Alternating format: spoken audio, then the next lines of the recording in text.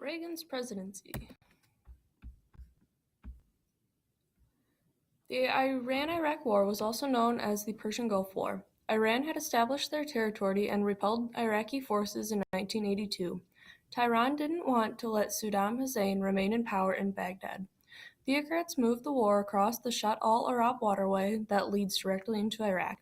The United States needed to rethink its neutrality in fear that Iran would threaten the oil-producing Gulf. Reagan was in favor of helping Iraq, so Washington then gave their intelligence to Iraq to hold off Iran.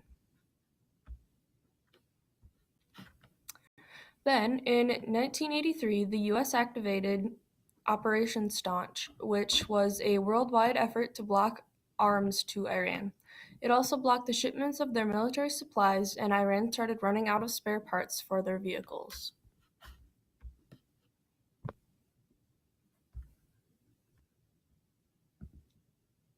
During Reagan's second term, he made secret contacts with Iran. Reagan heard there were moderate politicians who were prepared to make a deal with the United States. But during that time, other Iranians were making an alliance with the Soviet Union. And then, in 1985, Reagan signed a secret finding authorizing a covert program that provided weapons that were taken secretly through Israel to forces by Iran. Washington hoped the deal would lead Iran to free the American hostages that were in Lebanon.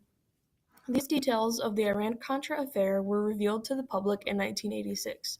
These details nearly destroyed Reagan's presidency.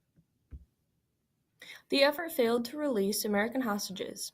Iran wanted several shipments of TOW and Hawk missiles that were. When the United States provided these missiles to Iran, they released only 3 hostages.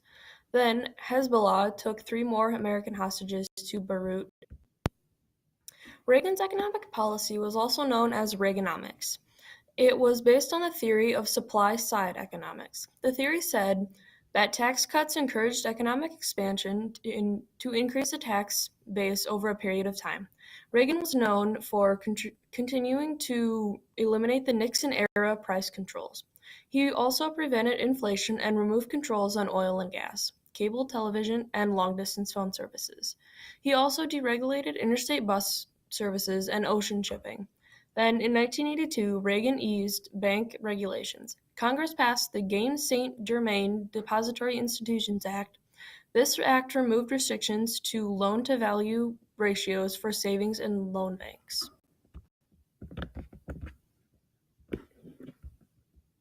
Reagan did not reduce the government spending, even though he spent much of his campaign time on this issue. During his first year as president, he did cut domestic programs by $39 billion. He increased defense spending by 35%. He did this to achieve peace through strength in opposition to communism and the Soviet Union.